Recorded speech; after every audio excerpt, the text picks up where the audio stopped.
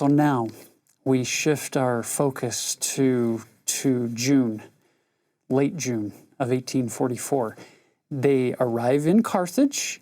They're facing these charges of riot and this destruction of the press, and they get a bail given to them. Yeah, they're arraigned, and it's a huge bail. I mean, it's clearly, it's exorbitant. It's an exorbitant bail, but they're able to raise it. And so for them, when they first go to Carthage, the real fear is, okay, we got to get it in and out of Carthage as soon as possible. Fast as possible. Because there's so much animosity. And look, there's a lot of animosity in Carthage anyway, because Carthage was the county seat. And it went from being the most populous city in Hancock County to not even being close because of Nauvoo. I mean, you go from having a couple thousand people and being the largest city to being dwarfed economically and legally by Nauvoo in its area. And so there's a lot of latent animosity in Carthage and Hancock County. So no sooner are they bailed out that on another claim is made against them, and that is the charge of treason, that Joseph has called out the Nauvoo Legion illegally, and therefore that would be treason against the state of Illinois. Well, treason not only is an offense punishable by death, it's also an offense for which you can't be bailed out.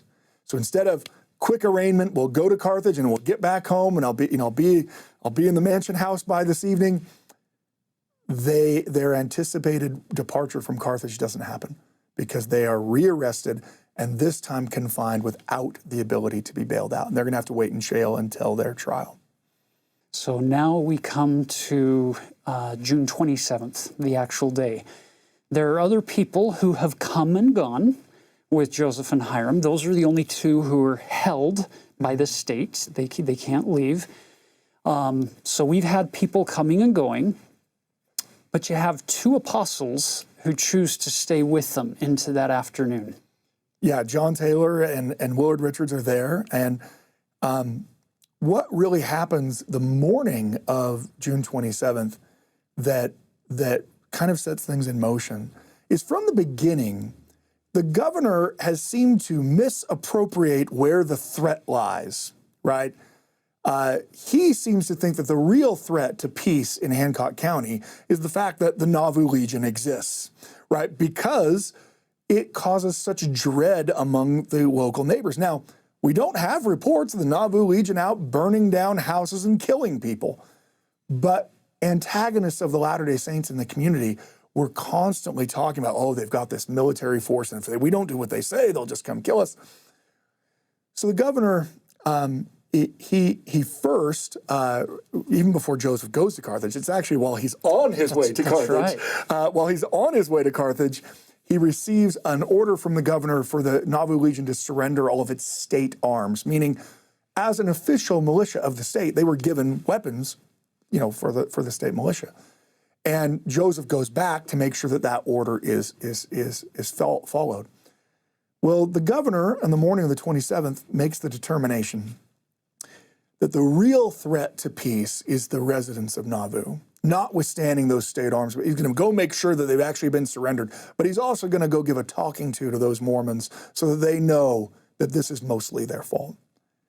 So what he does is he takes his militia, the ones that he had promised to protect Joseph with, he takes them with him to Nauvoo. This is seen as John Taylor later said, not only as a breach of faith upon the governor, but an attempt of his desire to insult us.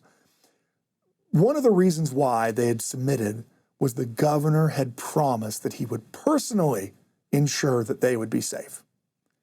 Well, it's hard to be personally sure if you're no longer there. And you take your guard with you. And you leave the Carthage Greys in charge of... Carthage is very much an antagonistic town towards Nauvoo for all kinds of reasons. And as John Taylor describes it, he takes some of his troops with him to Nauvoo. He disbands other local groups, right? So you have, Warsaw militia that's there. Well, Warsaw is not exactly a pro-Nauvoo town either, right? And so So you have a bunch of people that are mustered together who have weapons who are now disbanded. And I guess we'll just hope that they go home. Nowhere to go. Well, I hope they go home. I mean, the reality is it's an afternoon in the summer, and so there's a real sense of foreboding that starts to take place. And then all throughout the remainder of the day, other people who are in the jail with them go out on errands to go do different things because they're still trying to prep for a trial. Well, so what's one of the ways that you can prep for a trial? Well, one of the things they're claiming is that the Nauvoo Legion was called out to destroy the press. Well, I guess we can just go ask the Nauvoo Legion, were you called to destroy the press? Well, that seems like that'd be an easy way to get witnesses. So people go out, like Stephen Markham. When he tries to come back, he's met by a mob who meet him with bayonets and tell him they're going to kill him if he doesn't leave town. One by one, people leave, and they are not allowed to come back until you only have 4 people left in the jail. The way John Taylor describes it is that after they had their afternoon dinner, they sent for a bottle of wine. It's very funny because when John Taylor talks about this later in the 1850s, he already, I mean, it's apparently a Latter-day Saint pastime to try to justify past actions on the basis of what we do currently, right? So by the time he's talking about it in the 1850s, well, the church is Brigham Young is speaking out much more and more about people wanting to live the word of wisdom, not just as a don't use too much of it, but kind of a more towards, they're nowhere near abstinence yet, but at least moving towards the idea of not drinking at all, of not smoking at all. It'll be another 50 years before they get there, but they're moving in that direction.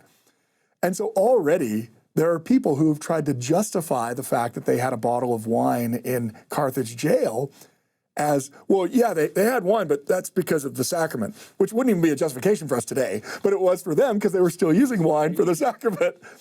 And John Taylor's pretty mad about it. I mean, because the implication is, so you're saying we did something wrong? He says, it has been reported that we had this wine as a sacrament. It was no such thing. We had it because our spirits were unusually dull and languid, and it was to raise their spirits. So, in other words, they drank for the same reason everyone drinks. But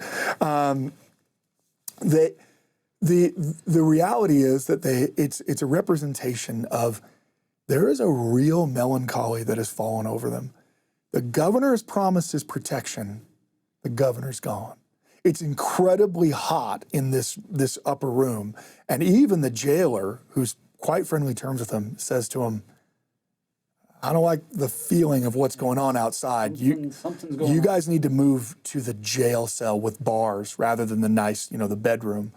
And so they actually say, okay, well, after dinner, we'll do that.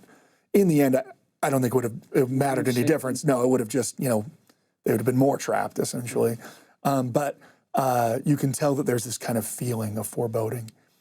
And then as that afternoon wore on, I think most Latter-day Saints are aware that John Taylor sings the song, A Poor Wayfaring Man of Grief. All 7 verses. All of it, which is a very long song, and it was a recent song. And when he's done, John Taylor says the reason why that the song is a plaintive tune, and it was very much in accordance with our feelings at the time, for we all felt ourselves very low.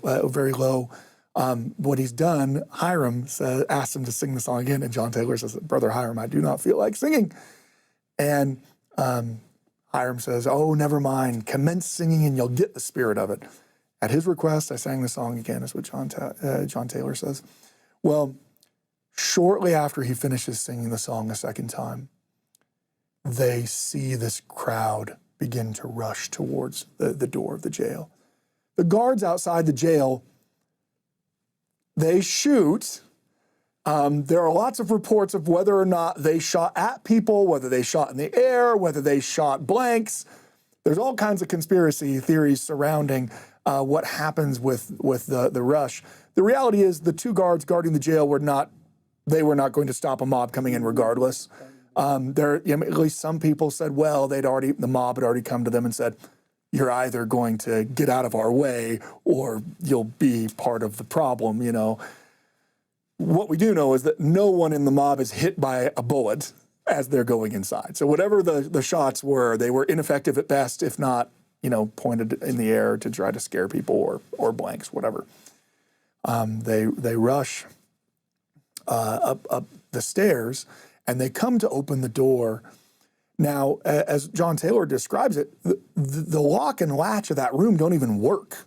Okay, so the door actually can't really be locked, which again shows you the rapport that they developed with this jailer. They are literally in a room that's not locked. They can leave whenever they want. It's not locked from the outside. They can't lock it from the inside. As they see them coming up the stairs, the men rush to the door and press against it because the door swings open into the room. Willard Richards is he's a large man. He's a gentleman of great carriage and has the ability to, his body against that door is substantial. He and Joseph and Hiram, they press against the door, and as they're pressed against the door, the mobbers, they try to open it. So as they try to open it and push it, they assume what must be locked because this door is not moving. This door isn't budging at all. And so the first evidence that this is not just another tarring and feathering.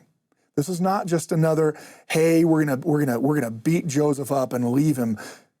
This is murder that they have on their minds. They begin to shoot through the door. They shoot through the keyhole of the door, thinking that they shatter the lock and then they can just push the door right open because they think the lock is holding the door. Well, on the other side of the door, once that shot comes through the door, the immediate response, of course, is to jump. No one expected a shot to come through the door. Willard Richards jumps back. Hiram jumps back. And as Hiram jumps back directly in front of the door, another shot comes through the panel of the door. And that's the one that hits him in the nose. Yeah, and is fatal. And according to John Taylor, he says, I'm a dead man. And he falls to the ground. It is a devastating thing. Again, things happen so quickly. There's a reason why Willard Richards calls it these 2 minutes in jail. They went from singing the song to a mob rushing up the stairs to not knowing the intention of that mob to Hiram being dead in less than a minute. It's already gone to that point. At this point, what's clear as Hiram lay dead on the ground, as bullets are coming through the door, it's clear that the intention of the mobs is to murder. And so at this point, Joseph, who goes to Hiram, he says, oh, my dear, poor brother Hiram. He goes to the door, which is still not all the way open yet, because this is all happening at once. Hiram shot, Joseph goes down to him, gets back up. Joseph goes to the door, and he pulls out a six-shooter that he'd gotten from Cyrus Wheelock, who had brought it earlier, which is pretty funny because John Taylor's like, it's actually my gun. I'd given it to Cyrus Wheelock, and now he's giving it to Joseph. Joseph opens the door a little bit, points the gun essentially blindly out into the hallway and shoots. Several of the barrels misfire twice or three times, we're not sure. But this, and this is an event, an aspect of this that antagonists of the church will sometimes make a really big deal about. Oh, how is Joseph going as a lamb to the slaughter if he's shooting at people? That sounds like a gun battle, not like well, the reality is this is, he's also, covenanted to defend his friends and family to bloodshed even, I mean, he sees the intention is death. And both John Taylor and Willard Richards reflect a great deal of surprise that the easiest way to kill 4 people in a room is to walk into a room and shoot them. So why don't they? Clearly their plan was to open the door. They shot through the lock. The plan was to come through the door. Why don't they come into the room? Well, they don't come into the room because as soon as they do shoot through the door, a gun comes back out the door and shoots back at them. And while they're more than willing to murder someone in cold blood, they're not willing to risk their lives to do it. So they don't ever actually come into the room. I know we see images that people have painted, powerful images of the martyrdom that show people standing through the door and pointing guns. But according to the witnesses who were there, that doesn't happen because they're cowards. They are so afraid that they might get shot by whoever's got it. Because is there another gun in there? Are they reloading that gun? What's going to happen? Because Joseph shoots out the door, it actually saves the lives of the people in there. They never come in. They put their guns around the door jamb and blindly shoot into the room but they don't come into the room because they're cowards. In fact, John Taylor talks about that and says nothing but their extreme cowardice kept them from bursting into the room. John Taylor he will talk about that eventually. He couldn't believe that they weren't just coming into the room. It was stunning to him that there are clearly 100 of them. There's 3 of them left. And instead of just coming in and shooting them, they're still blindly shooting into the room. And Taylor thinks at some point they're going to realize we don't have a gun anymore. At some point they are going to open the door, aim, and fire. So John Taylor, no one else has been shot yet outside of Hiram. We have, Willard Richards standing behind the door using his cane. Again, the big man. That door's not going to fly open regardless. And he's, knocking the guns down. John Taylor is also knocking guns down on the other side of the door. And in fact, that's what John Taylor says. It's the last thing he ever hears Joseph say. Joseph says to him, "That's right, Brother Taylor, parry them off as best you can." Well, as they're doing that, and as the door, is slowly inching more and more open, and again, John Taylor's thinking to himself, we've escaped thus far, but they're going to come in and kill us. Why haven't they killed us yet? He says, the thought comes to him that even though they're on the second story, right, that there might be some friend outside. Maybe there is some faithful militia member or police officer or even a Latter-day Saint that's made it through the picket lines to make it there. Here is certain death. Probable death if I go out the window, but here is certain death. And so he makes this decision that he's going to leap from the window. The problem is, for those who've ever been to Carthage jail, the door is roughly in line with the window. So where all these guns are protruding into the room and shooting blindly, the path of fire is directly to where the window is. As John Taylor goes to make the spring for the window, he's shot multiple times. He's shot in his arm, he's shot in his hip, he's shot in his knee, he shot once as he's going for the window, and then he shot multiple times after he hits the floor because he's still in the rake of fire. John Taylor will come to believe, because as he was going to leap out the window, he is shot. And he says he loses all power of motion. And as he's shot, he seems to feel like he's going to be falling out, but then through some miraculous power, falls back into the room rather than out. He will later, when he sees his crushed pocket watch, assume that the pocket watch must have stopped a bullet and a bullet pushed him back in. But forensic experts looking at it now see that was probably just him smashing it against the window. So when he was shot, because he does say, I lost all power of motion, so he just, boom. And really, it probably is a miraculous thing that brings him back into the room rather than out the window where he would have been certainly murdered. As he crawls under the bed, he's shot, several more times, and he's lying under the bed while the shooting is still going on. Almost right after that, Joseph is apparently going to make the same decision, that in this room is obvious death. Hiram's dead. John Taylor's probably dead. If I get out of the room, there's at least a chance. And so he goes to leap from the window.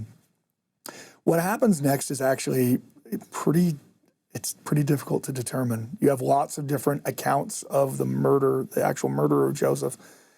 Willard Richards believes that as Joseph is going to the window, that he's shot both from the outside and from inside. He's being shot from both directions, and that when he hits the ground, he's dead, that he's shot and killed as he's going. But there are other accounts of people who say he's actually alive after he hits the ground. And frankly, as a historian, it's very difficult to determine because the stories are so widely variant. In any case, within a few moments, within a few minutes of Joseph leaping from the window or attempting to leap from the window, he's dead on the ground outside of Carthage jail. Surprisingly, Willard Richards is still alive. He's not completely unscathed. He does have a flesh wound to his ear, But he's unscathed, and later he and others would look at this as a fulfillment of prophecy, that Joseph had promised that there would come a day that he would stand in a hail of gunfire and see his friends fall to the right and the left, and he would be unscathed, and that's exactly what happened.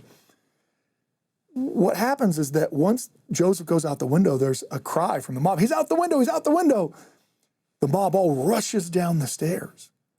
Willard Richards looks out the window, sees that Joseph is killed, and then goes to leave, and John Taylor cries out to him, "Brother Richards, bring me along."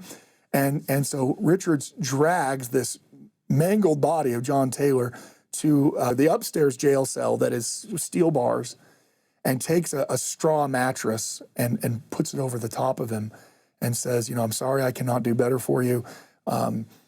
This may hide you, and you may yet live to tell the tale, but I expect they will return and kill me any moment." Richards assumed that they would go downstairs, make sure Joseph is dead, and then come back up and make sure everyone else is dead. But when they're outside, a cry goes up, "The Mormons are coming, the Mormons are coming." And, like cockroaches, they scatter when the light hits. And the poignancy of the grief that happens afterwards is really palpable, both for John Taylor and Willard Richards. Willard Richards says to John Taylor, that Joseph's dead. And he says, "Is it possible that they have murdered both Brother Joseph and Brother Hiram? It cannot be, and yet I saw them shoot him." And then he raises his hands in the air and he says, "Oh God, protect thy servants," multiple times. And he eventually will, move John Taylor back out into the room, and they will get moved to the Hamilton Hotel eventually and be treated for their wounds. But it's a pretty devastating thing. John Taylor is wounded pretty badly, even though the letter home says he's not wounded very badly. He's damaged pretty severely, and it'll be a while. And in fact, the bullet in his left knee, is never removed. So he will have a physical manifestation of this for the remainder of his life. Have a cane. Absolutely. So now we turn our attention to section 135, this closing testimony of Joseph Smith, having sealed his testimony with his blood. You'll notice in the 1981 and previous editions of the Doctrine and Covenants, it says it was written by Elder John Taylor of the Council of the 12. What do we know from more recent scholarship? Well, so in the 2013 edition of the Doctrine and Covenants, one of the things they did was they changed the section headings to better reflect our scholarly understanding. And there were some times that we had things in section headings that were assumed but not proven, that were, well, I think this is the reason why. And so, it was a good faith effort to explain what it was about. And the determination was really made that we actually don't know that John Taylor is the author of this. If we talk a little bit about how D&C 135 came about, they are almost done with the printing of the Doctrine and Covenants. Joseph is proofing it before he goes to Carthage. I mean, they're ready to print the volume, and then Joseph goes to Carthage and is murdered. Well, in the newspaper, less than a month after that, is published this tribute to them. And so later, Heber J. Grant in 1933 in a conference said, and he didn't say it definitively, he said that, I've always believed that John Taylor, I've been led to believe, or I've been told that John Taylor penned D&C 135. And so after that, people were like, oh, well, it was John Taylor. But while John Taylor was alive, and while Willard Richards was alive, no one actually said he was the author. I'm sure he endorsed everything that was in it. It's hard to tell because the other explanations we're getting are all coming out in the Times and Seasons, which John Taylor is technically the editor of, but he's also missing half his hip. So, I mean, how quickly he returns to work to be able to start printing this, it's not known. It does seem like Willard Richards has a pretty good hand in some of it too, because some of the things in there conform to the way Willard Richards describes it. I would guess that it's a joint venture. It seems like they're definitely getting input. But if you look at Absolutely. verse 2, it would be interesting wording for either John or Willard to be talk about writing. themselves in third person? In verse 2, John Taylor and Willard Richards, 2 of the 12, were the only persons in the room at the time. The former was wounded in a savage manner with 4 balls, but has since recovered. And the latter, through the providence of God, escaped without even a hole in his robe.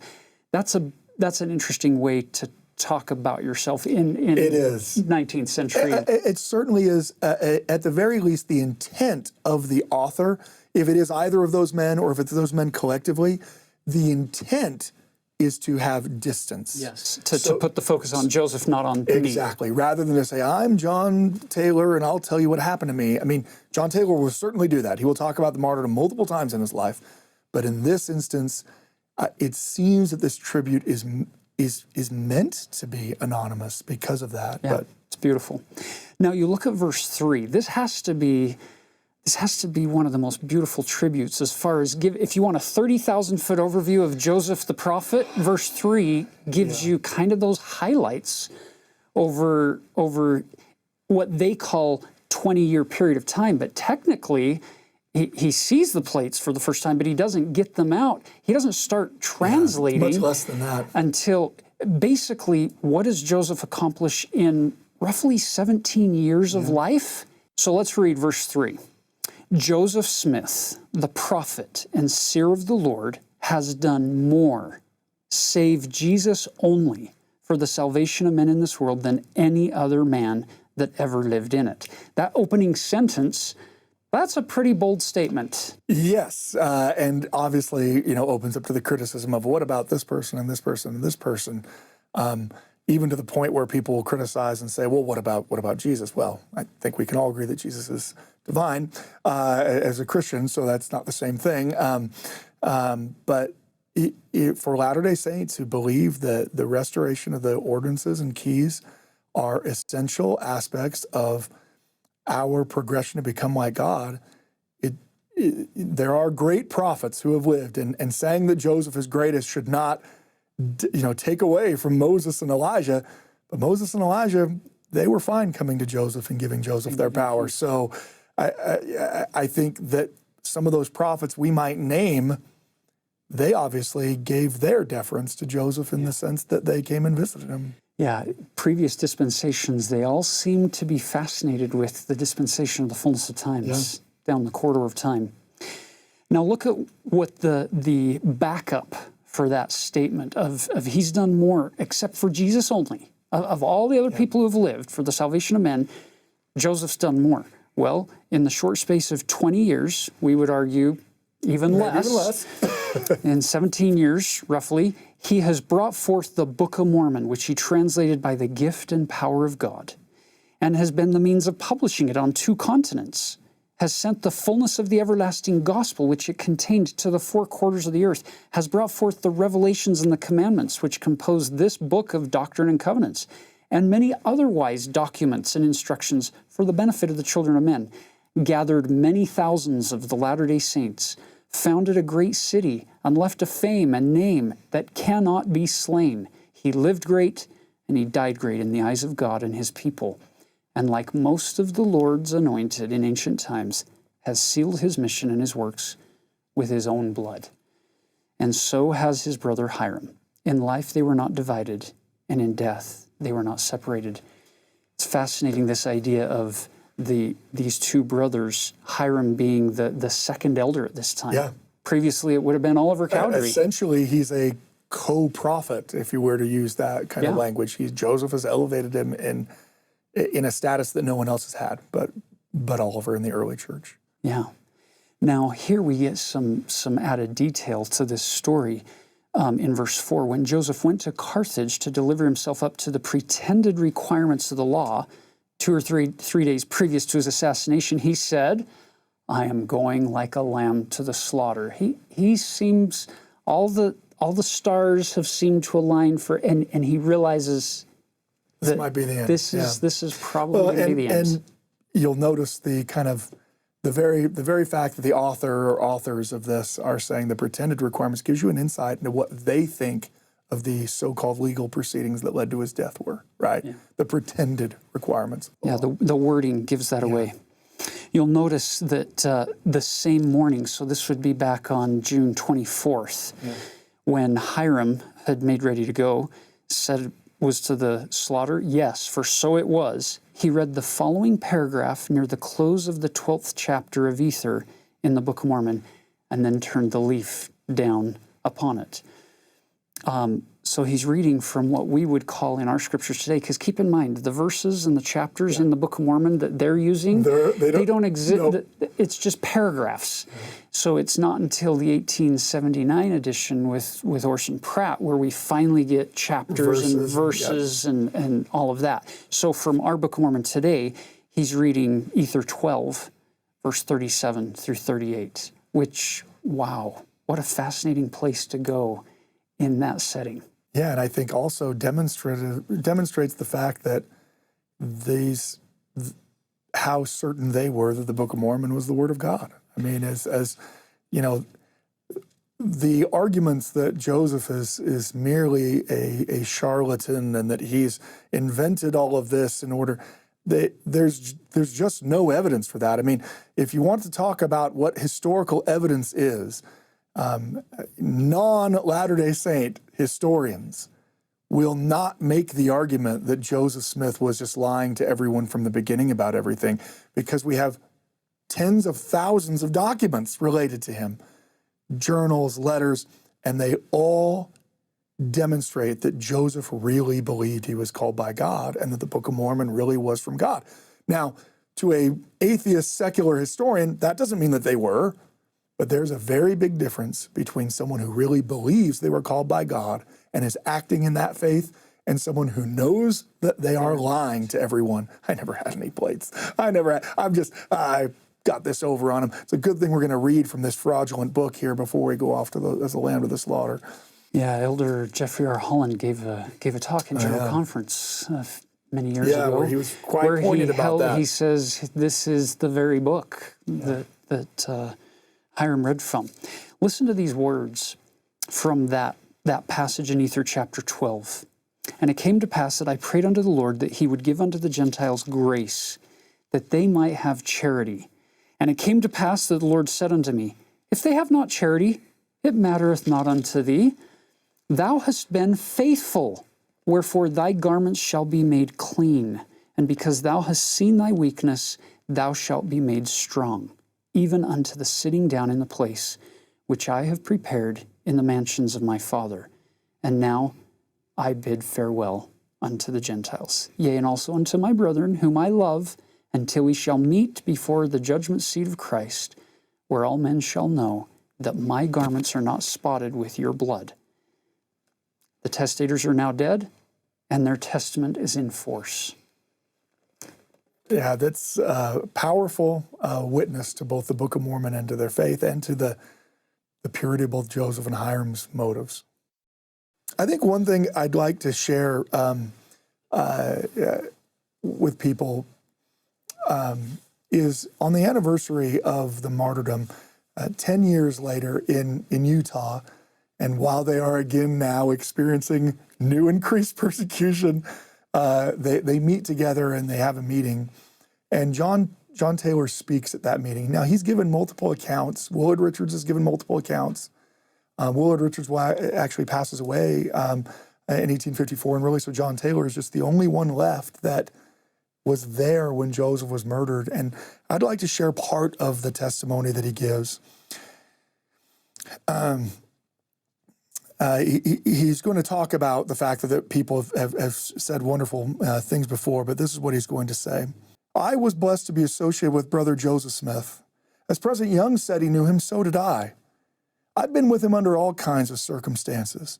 When thick clouds of darkness gathered around and earthquakes seemed to bellow and threaten destruction, when the forces of the earth were rallied against him, and also in times of prosperity.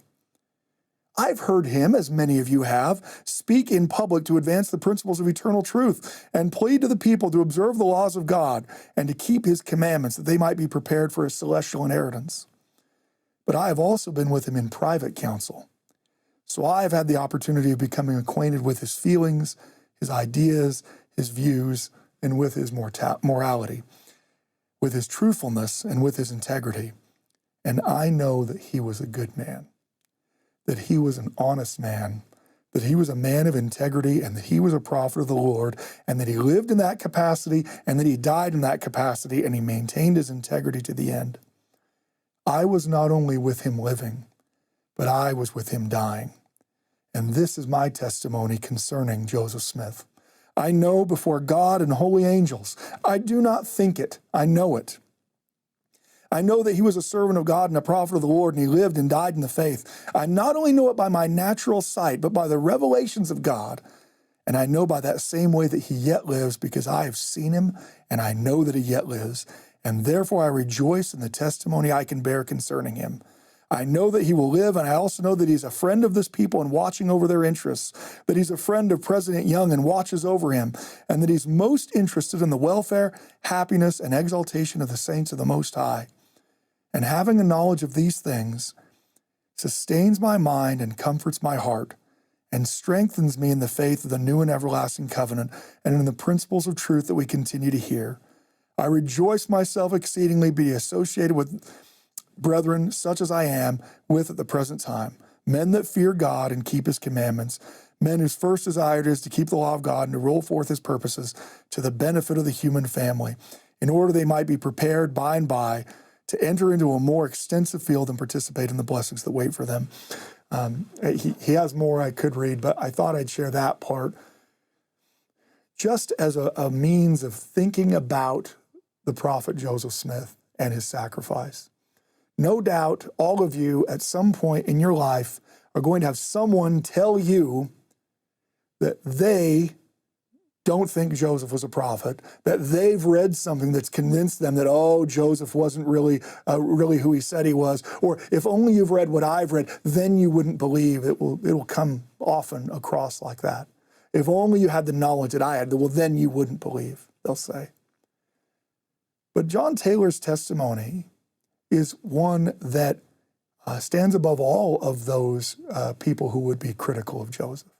Whoever it is that you'll ever meet who will speak ill of Joseph throughout the remainder of your life, that person, I don't care how wonderfully read they think they are, they will not have known Joseph personally the way John Taylor did. And unlike John Taylor, they will not have had 4 gunshots, 4 bullet holes in them because of it. I know that there are times that people have questions that can't be answered, and it causes us difficulties in our soul. But I hope you can look towards John Taylor's testimony and say the people who knew Joseph best, the people who actually sacrificed, the people who knew him personally, they were certain he was a prophet of God. And maybe allow that testimony to refute those of people who claim to have some kind of inside knowledge, because the people who knew him best, they're certain he's a prophet of God.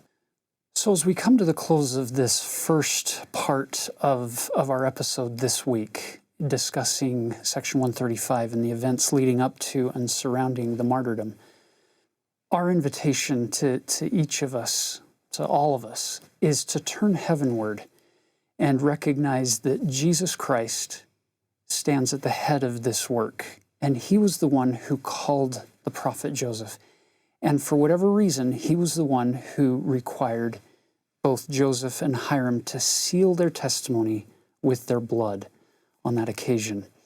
And we're promised that the day will come when we will meet them at the judgment bar of God, when all truth is revealed, when all opinion is gone away, and we get things as they really are.